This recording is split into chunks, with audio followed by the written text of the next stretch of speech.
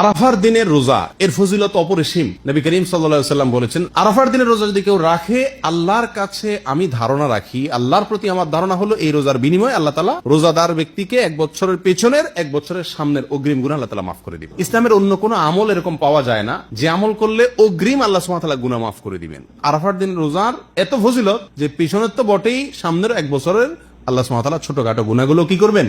মাফ করে দিবেন। অতএব আরাফার দিনের রোজা আমাদের সকলের রাখা উচিত। কিন্তু এই রোজা রাখতে গিয়ে একটা বিভ্রান্তির মুখোমুখি আমরা হই, একটা প্রশ্নের মুখোমুখি আমরা হই। সেটা হলো যে আমরা আরাফাতের দিনের রোজাটা বাংলাদেশে মানুষেরা কোন দিনে রাখবো? আমরা কি 9 তারিখে রাখবো নাকি 8 তারিখে রাখবো? কারণ হাজী সাহেবরা আরাফাতে যেদিন অবস্থান করেন সেদিন আমাদের দেশে 8 তারিখ হয়, চাঁদের কি থাকে? 8 তারিখ থাকে। তো আমরা কি হাজী সাহেবরা আরাফাতের মাধ্যমে অবস্থান করছেন সেদিকে তাকায় 8 তারিখেই রাখবো, নাকি হাজী সাহেবরা সৌদি আরবে যেহেতু 9 তারিখে আরাফাতের ময়দানে অবস্থান করছেন, অতএব ওই 9 দিকে তাকে আমরা 9 তারিখে রাখবো? এটা নিয়ে একটা ধোঁয়াশা, একটা প্রশ্ন আমাদের ভেতরে কমবেশ আছে। এই প্রশ্নের উত্তরে আমরা কি করব সে কারণে এক্ষেত্রে আমি সংক্ষেপে বলতে চাই, এক্ষেত্রে ওলামায়ে কেরামের দুটি মত আছে এবং দুইটা মতই গবেষণামূলক। এর কোনোটাই কোনো হাদিস থেকে স্পষ্টভাবে সমর্থিত না, বরং উভয় মতই যার যার বুঝ এবং গবেষণা লব্ধ। কোনোটিকেই সঠিক বা ভুল এটা বলা বুদ্ধিমানের কাজ হবে না। অনেক উলামায়ে কেরাম বলেন, আমরা হাজী সাহেবরা আরাফাতের ময়দানে যেদিন অবস্থান করবেন, পৃথিবীর সকল প্রান্ত থেকেই আমরা হাজী সাহেবদের ওই অবস্থানের, আরাফাতের অবস্থানের দিনেই কি রাখবো? রোজা রাখবো। এটাই হলো আরাফাত দিনের রোজা। যদি সেদিন কোনো দেশে ঈদ না হয় তাহলে আমরা রাখবো। সেটা আমার দেশে 8 তারিখ হোক 7 তারিখ হোক, দেখার দরকার নেই। এটা হলো অনেক উলামায়ে কেরামের মত। অনেক উলামায়ে কেরাম বলেন না, আমরা 9 তারিখে রোজা রাখবো আমাদের দেশে।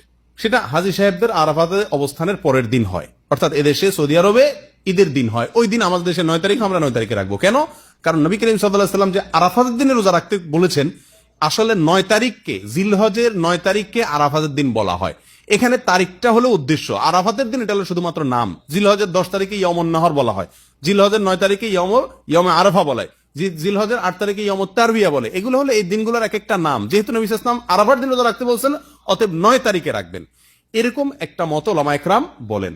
এখন আমরা কোন দিকে যাব? 8 তারিখে রাখবো নাকি 9 তারিখে রাখবো? আমি বলি, যেহেতু কোনো মতের পক্ষেই সুস্পষ্ট কোনো হাদিস নাই, অতএব আমাদের জন্য সবচেয়ে যুক্তিসঙ্গত হলো দোনো দিন রাখা, 8 তারিখে এবং 9 তারিখে রাখা। কারণ জিলহজের 1 থেকে 9 তারিখ পর্যন্ত এর প্রত্যেকটা দিনই আমাদের কম বেশ রোজা রাখার চেষ্টা করা উচিত।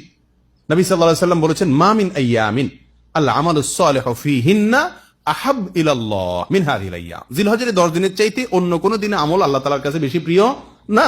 এইজন্য উলামায়ে কেরাম বলেন যে এই 10 দিনের প্রথম দিনগুলো, ঈদের দিন বাদে প্রথম দিনগুলো প্রত্যেকটা দিনই কি রাখা উচিত? নফল রোজা রাখা উচিত।